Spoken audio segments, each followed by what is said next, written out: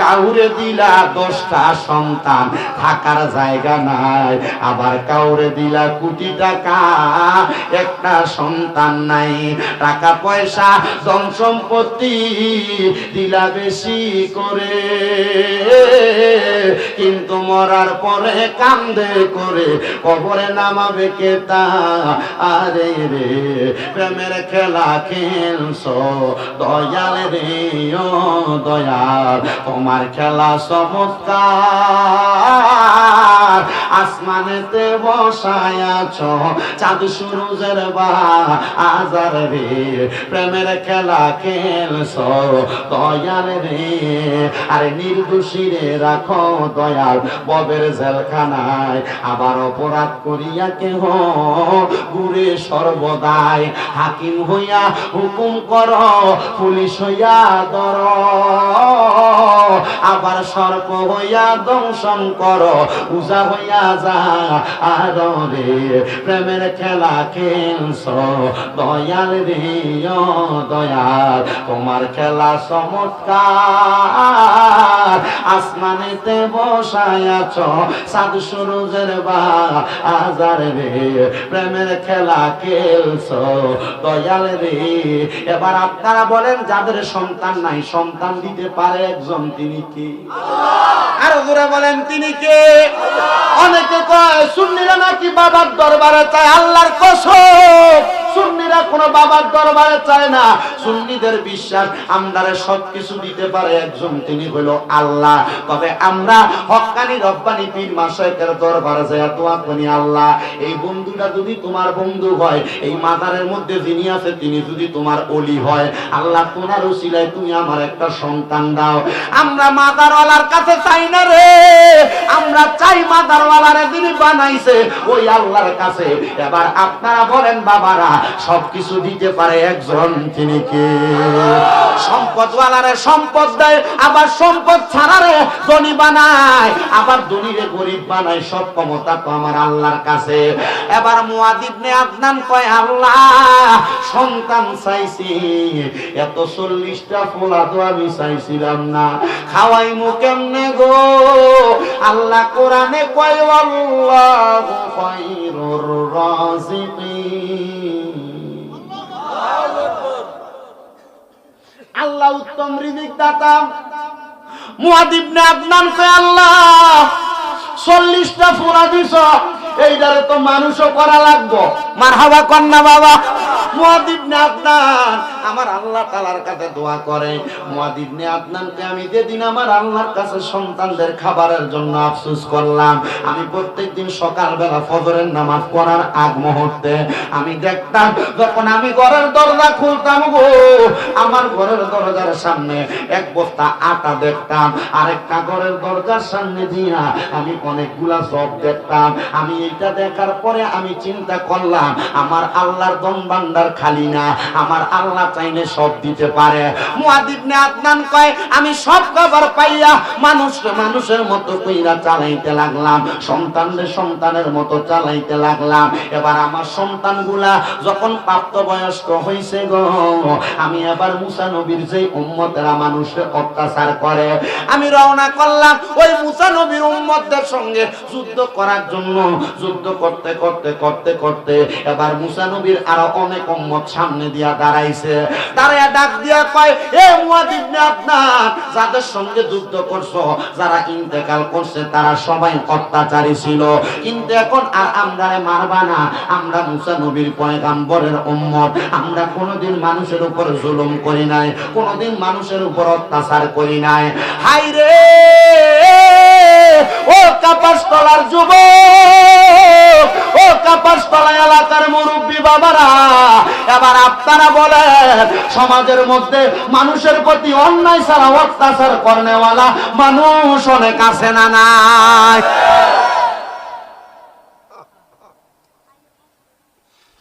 জোর জবরদস্তি কইরা সম্পদ দখল করে, জায়গা জমি দখল করে। আমার এলাকায় নতুন কেউ জায়গা কিনলে ট্যাক্স খুঁজে মিষ্টি খাওয়ার টাকা।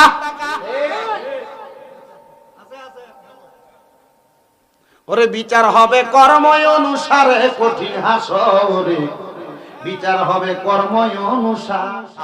আল্লাহ আল্লাহ তোমায় ডাক দিলে শেখের দিকে চাইও রে ও পানের মুর্শিদ রে তুমি ধীরে ধীরে ফিরে ফিরে চাইও রে মারহাবা। আল্লাহ আল্লাহ আল্লাহ আল্লাহ তোমায় ডাক দিলে উম্মতের দিকে চাইও গো ও দয়াল নবী গো তুমি ধীরে ধীরে ফিরে ফিরে চাইও গো মারহাবা। আল্লাহ আল্লাহ চন্দ্র রাইতে আইসো দয়াল চন্দ্র রবা তোমার গলাই দেব আমরা প্রেমের দাগার মারহাবা।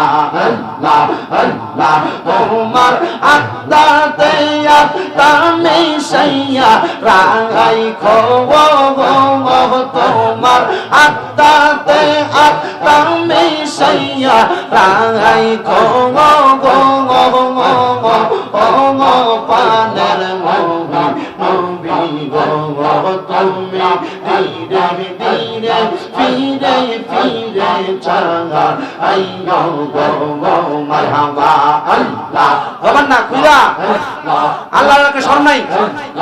আল্লাহ আমন পাতা চাম পাতা কত পানি ঝরে শেষ বিদায়ের গোসল দিব বড়ই পাতার চলে মারহাবা। আল্লাহ আল্লাহ আম পাতা চাম পাতা কত পানি পরে শেষ বিদায়ের গোসল দিব সাদার মারি বড়ই পাতার জলে মারহাবা। আল্লাহ আল্লাহ সাদা মারি কি কাপড় আমায় পরাই রে সাদা মারি কি কাপড় আমায় পরাই রে ও দয়াল নবী গো তুমি মরণ কালে একবার দেখা দিয়ে গো মারহাবা। আল্লাহ আল্লাহ আল্লাহ আল্লাহ পাইবে রাদার বন্ধু যত বন্ধু বান্ধব শত শত সান্দার সাইতে আমার নবী জিয়া মারহাবা। মা বাবা দিও যত বন্ধু বান্ধব শত শত সবার চাইতে ভালো নবীকে বা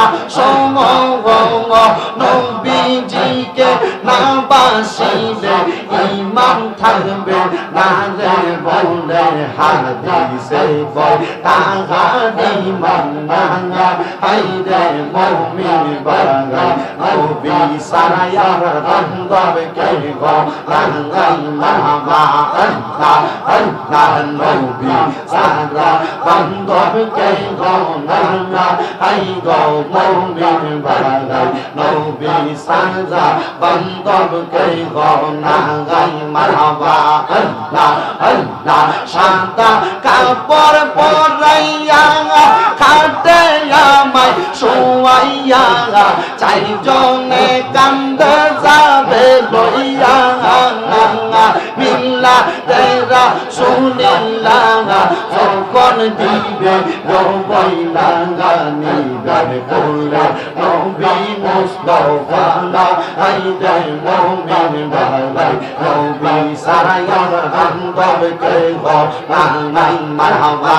আল্লাহ আল্লাহ আল্লাহ আল্লাহ লা ইলাহা ইল্লাল্লাহ মুহাম্মাদুর রাসূলুল্লাহ সাল্লাল্লাহু আলাইহি ওয়াসাল্লাম। সবাই পড়ি সাল্লাল্লাহু আলাইহি ওয়াসাল্লাম। একটা জবানও বন্ধ রাখবেন না, জবানটা ছেড়ে দিয়া বলেন আমরা জিকির করলাম কার? শুধু আল্লাহর জিকির করি নাই গো, আল্লাহর জিকিরের মাঝে মাঝে নবীর স্মরণ করলাম। আল্লাহর নবী রাহমাতুল লিল আলামিন নবী কয় জিকরুল আম্বিয়া মিনাল ইবাদাতি ওয়া জিকরুস সলিহিনা কাফারা। নবীদের নামের জিকির করলে নবী নবী কইয়া ডাকলে গো ইবাদত আদায় হয়ে যায়। আমরা যারা সুন্নি দাবি করি আমরা কেন নবী নবী করি বুঝতে পারলানি বাবারা? কারণ আল্লাহ পাক আমার নবীর মাধ্যমে জানিয়ে দেয় নবী নবী কইয়া ডাকলে নবীর জিকির করলে আমরার আমল নামার মধ্যে ইবাদত হয়। ও বন্ধুরে, কোন নবীর উম্মত হইয়া কাপাসতলার মাহফিলে বসলা, কোন নবীর মাহফিলে বসলে একটু শুইনা নাও। আল্লাহর পয়গাম্বর হযরতে মুসা নবীর জামানার মধ্যে মুআদ ইবনে আদনান নামক একজন আল্লাহর বান্দা, ওই ব্যক্তির উপর মুসা নবীর অনেক উম্মতেরা অত্যাচার করছে। মুআদ ইবনে আদনান আল্লাহর কাছে হাত বাড়ায়া কয় আল্লাহ আমি মুআদ ইবনে আদনান রে মুসা নবীর অনেক উম্মতেরা অত্যাচার করে। আদনান কয় আল্লাহ তুমি যদি আমি আদনান রে একটা সন্তান দিতা, আমার যদি অনেক সন্তান থাকতো আমি মুসা নবীর উম্মতের লগে ঝগড়া করতাম, আমি মুসা নবীর উম্মতের লগে যুদ্ধ করতাম। ও বন্ধু, কাপাসতলা এলাকার সব মানুষ একবার ভালো এটাও বলতে পারবে না, কাপাসতলা এলাকার সব মানুষ যে খারাপ এটাও বলতে পারবে না। নামাজি যেমন আছে নামাজির সুরত লাগে চুরি করে এমনও আছে, নামাজি যেমন আছে নামাজির লেবাস লাগে সুদ খায় এমন অনেক আছে না নাই? নামাজি যেমন আছে ভাই ভাইয়ের ঝগড়া কইরা সম্পদ দখল করে এমন অনেক আছে, নামাজি যেমন আছে মিথ্যা কথা বলনে বলা এমন অনেক মানুষ আছে। এক এলাকার মধ্যে সব মানুষ ভালো হবে এমন কিন্তু কথা না। হযরতে মুসা নবীর উম্মতের মধ্যে এক জাতি উম্মত ছিল যারা একটু উগ্র টাইপের ছিল, ঝগড়া করত, অত্যাচার করত। এবার মুআদ ইবনে আদনান আমার আল্লাহ তাআলার কাছে ডাক দিয়া কয় আল্লাহ তুমি যদি আমারে কতগুলা সন্তান দিতা তাহলে আমি আমার সন্তানদারে লইয়া ওই মুসা নবীর উম্মতের লগে যুদ্ধ করতাম। আল্লাহ কয় মুআদ ইবনে আদনান রে আমি আল্লাহর ধন ভান্ডার খালি না, আমি আল্লাহর কাছে কেউ যদি চাই আমি আল্লাহ তারে ফিরায় না। এক এক কইরা আমার আল্লাহ তাআলা মুআদ ইবনে আদনানের ঘরের মধ্যে একটা দুইটা সন্তান দেয় না, মুআদ ইবনে আদনান রে 40টা পোলা সন্তান দিছে।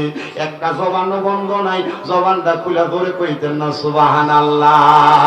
ওরে তুমি কাউরে দিলা 10টা সন্তান থাকার জায়গা নাই, আবার কাউরে দিলা কোটি টাকা একটা সন্তান নাই, টাকা পয়সা ধন সম্পত্তি দিলা বেশি করে কিন্তু মরার পরে কান্দে করে কবরে নামাবে কে তা? আরে রে প্রেমের খেলা খেলছো দয়াল রে ও দয়াল, তোমার খেলা চমৎকার, আসমানেতে বসায়াছ চাঁদ সূরজের বাজার রে, প্রেমের খেলা খেলছো দয়াল রে। আরে নির্দোষী রে রাখো দয়াল ববের জেলখানায়, আবার অপরাধ করিয়া কেহ ঘুরে সর্বদাই, হাকিম হইয়া হুকুম কর পুলিশ হইয়া ধর, আবার সর্প হইয়া দংশন কর উজা হইয়া যা আর রে, প্রেমের খেলা খেলছ দয়াল রে ও দয়াল, তোমার খেলা চমৎকার, আসমানেতে বসায়াছ চাঁদ সূরজের বাজার রে, প্রেমের খেলা খেলছ দয়াল রে। এবার আপনারা বলেন যাদের সন্তান নাই সন্তান দিতে পারে একজন, তিনি কে? আর জোরে বলেন তিনি কে? অনেকে কয় সুন্নিরা নাকি বাবার দরবারে চায়, আল্লাহর কসম সুন্নিরা কোনো বাবার দরবারে চায় না। সুন্নিদের বিশ্বাস আমরারে সবকিছু দিতে পারে একজন, তিনি হলো আল্লাহ। তবে আমরা হক্কানি রব্বানি পীর মাশায়েখের দরবারে যায় দোয়া করি, আল্লাহ এই বন্ধুটা যদি তোমার বন্ধু হয়, এই মাজারের মধ্যে যিনি আছে তিনি যদি তোমার ওলি হয়, আল্লাহ তোমার উসিলায় তুমি আমার একটা সন্তান দাও। আমরা মাজারওয়ালার কাছে চাই না রে, আমরা চাই মাজারওয়ালারে যিনি বানাইছে ওই আল্লাহর কাছে। এবার আপনারা বলেন বাবারা, সবকিছু দিতে পারে একজন, তিনি কে?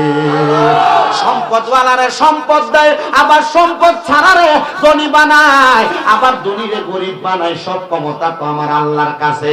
এবার মুয়াদ ইবনে আদনান কয়, আল্লাহ সন্তান চাইছি, এত 40টা ফোলা তো আমি চাইছিলাম না, খাওয়াইমু কেমনে গো? আল্লাহ কোরআনে কয়, আল্লাহু খায়রুর রাযিকিন, আল্লাহ উত্তম রিজিক দাতা। মুয়াদ ইবনে আদনান কয়, আল্লাহ 40টা ফোলা দিছ, এইটারে তো মানুষও করা লাগবো। মারহাবা কন্না বাবা। মুয়াদ ইবনে আদনান আমার আল্লাহ তাআলার কাছে দোয়া করে। মুয়াদ ইবনে আদনানকে আমি যেদিন আমার আল্লাহর কাছে সন্তানদের খাবারের জন্য আফসোস করলাম, আমি প্রত্যেকদিন সকালবেলা ফজরের নামাজ পড়ার আগ মুহূর্তে আমি দেখতাম, যখন আমি ঘরের দরজা খুলতাম গো, আমার ঘরের দরজার সামনে এক বস্তা আটা দেখতাম, আরেকটা ঘরের দরজার সামনে দিয়া আমি অনেকগুলা সব দেখতাম। আমি এটা দেখার পরে আমি চিন্তা করলাম, আমার আল্লাহর দম ভান্ডার খালি না, আমার আল্লাহ চাইলে সব দিতে পারে। মুয়াদ ইবনে আদনান কয়, আমি সব খবর পাইয়া মানুষের মতো কইরা চালাইতে লাগলাম, সন্তানের মতো চালাইতে লাগলাম। এবার আমার সন্তানগুলা যখন প্রাপ্তবয়স্ক হইছে গো, আমি এবার মুসা নবীর যে উম্মতেরা মানুষের অত্যাচার করে, আমি রওনা করলাম ওই মুসা নবীর উম্মতদের সঙ্গে যুদ্ধ করার জন্য। যুদ্ধ করতে করতে করতে করতে এবার মুসা নবীর আরো অনেক উম্মত সামনে দিয়া দাঁড়াইছে। দাঁড়ায়া ডাক দিয়া কয়, এ মুয়াদ ইবনে আদনান, যাদের সঙ্গে যুদ্ধ করছো, যারা ইন্তেকাল করছে তারা সবাই অত্যাচারী ছিল, কিন্তু এখন আর আমরারে মারবা না। আমরা মুসা নবীর পয়গম্বরের উম্মত, আমরা কোনোদিন মানুষের উপর জুলুম করি নাই, কোনোদিন মানুষের উপর অত্যাচার করি নাই। হাই রে ও কাপাসতলার যুবক, ও কাপাসতলা এলাকার মুরব্বী বাবারা, এবার আপনারা বলেন, সমাজের মধ্যে মানুষের প্রতি অন্যায় ছাড়া অত্যাচার করনেওয়ালা মানুষ অনেক আছে না নাই?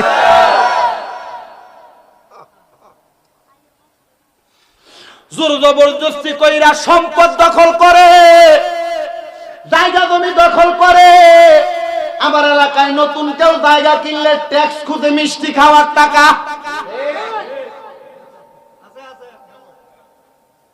ওরে বিচার হবে কর্ম অনুসারে, কঠিন হাসরে বিচার হবে কর্ম অনুসারে। আপনি দুনিয়াতে ভালো কাম করলে ভালো থাকবেন, মিষ্টি খাওয়ার নাম দিয়ে ট্যাক্স তুলেন, চাঁদা তুলেন, কবরে গেলে ফিটা কম হবে না। আমরা দেখছি আওয়ামী সরকার পতনের পরে আরেকটা দল মানুষের উপর অত্যাচার চালাইছে।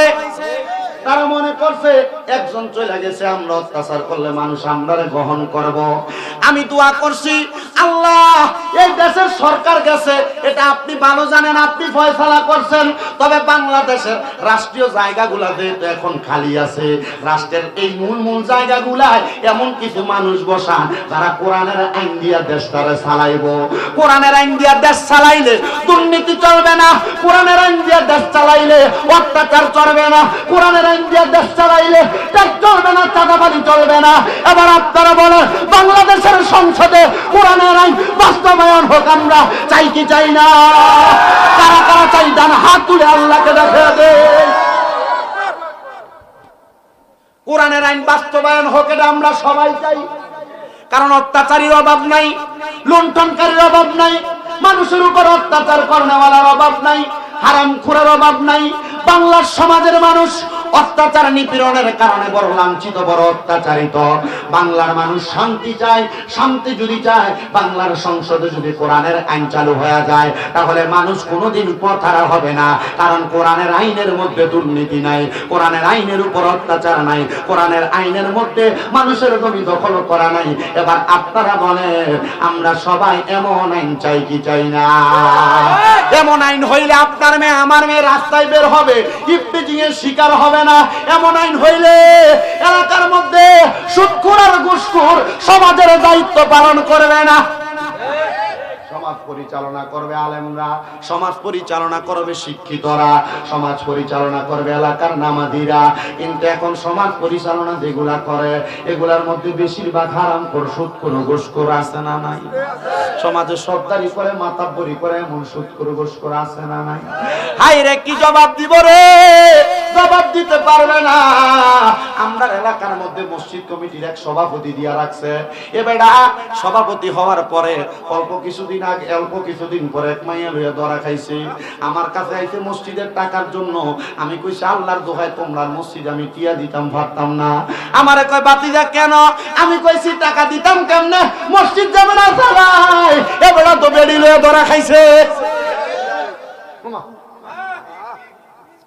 কেমনে দিতাম বাবা?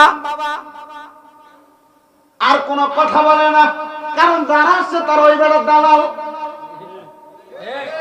এখনো পর্যন্ত অপসারণ করে না। আমি বলবো, বাবা যদি শান্তি ফিরা আনতে চান, তাহলে আল্লাহর কোরআনের সাথে সম্পর্কটা লাগান।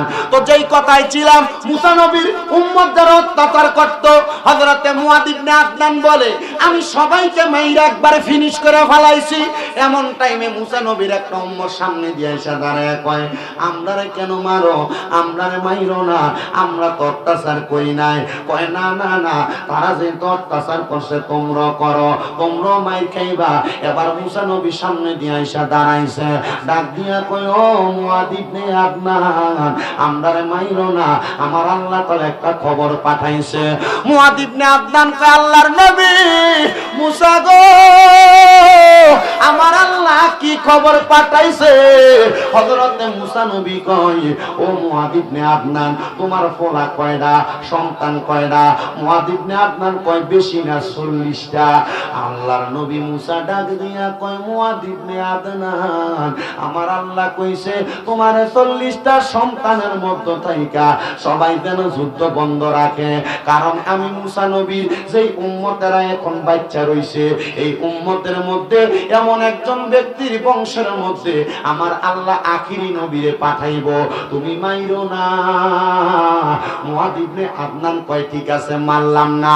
তবে আমি মুয়াদ ইবনে আদনান বললাম, নবী মুসা গো, আপনি আপনার সব উম্মতরে বলেন, আপনার সব উম্মতরে বইনা দেন, আমি মুয়াদ ইবনে আদনান সহ, আমার 40 সন্তান সহ, আমার 2 স্ত্রী সহ সবাইরে যেন ওই নবী সুপারিশ করে।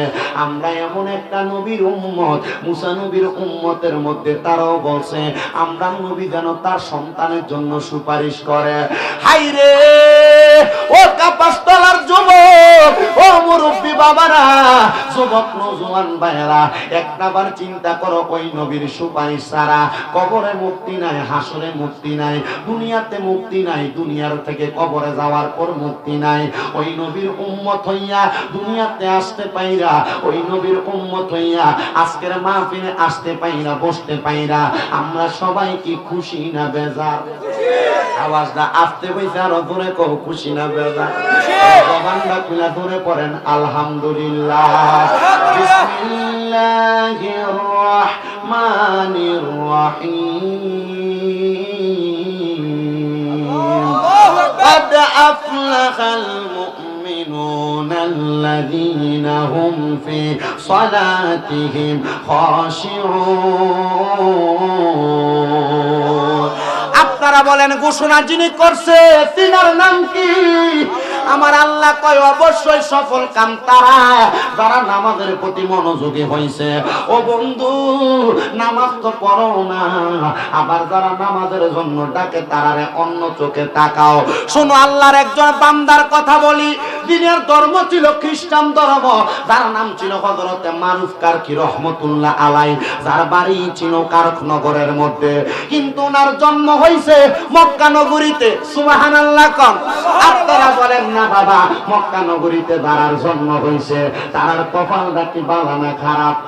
মক্কাতে জন্ম হইয়া তারা আল্লাহর কাবা ঘরটা দেখছে, মক্কাতে জন্ম হইয়া তারা নবীর দেশ মদিনাটা দেখছে, মক্কাতে জন্ম হইয়া হাজরে আসওয়াদ পাথরের মধ্যে সুমা দিছে, মক্কাতে জন্ম হইয়া তারা এই মক্কাতে মুকাররমার মধ্যে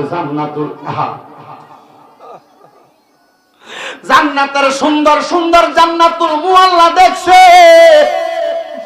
ও আমার বন্ধুরা, বেশি দিন হয় না রে মক্কা শরীফ দেখা বাংলাদেশে আসছি। আমি লাস্ট যেদিন মক্কা শরীফ থেকে বাংলাদেশে চলে আসবো, বিদায় তাওয়াফ যখন করি, তাওয়াফটা শেষ করে হাজরে আসওয়াদ পাথরটা চুমা দিয়া আমি আল্লাহর কাবা ঘরের কালা গিলাপ তার কাছে দইরা কইছি, আল্লাহ আমরা তো বাংলাদেশি মানুষ, আমরা তো আজমি মানুষ, আমরা বাংলাদেশে থাইকা তোমার কাবা ঘর দেখার জন্য কত আফসোস করি। আল্লাহ, জীবনের সবচাইতে বড় স্বপ্নের মধ্যে আমার সবচেয়ে বড় স্বপ্ন মক্কা দেখার স্বপ্ন তুমি পূরণ করছো।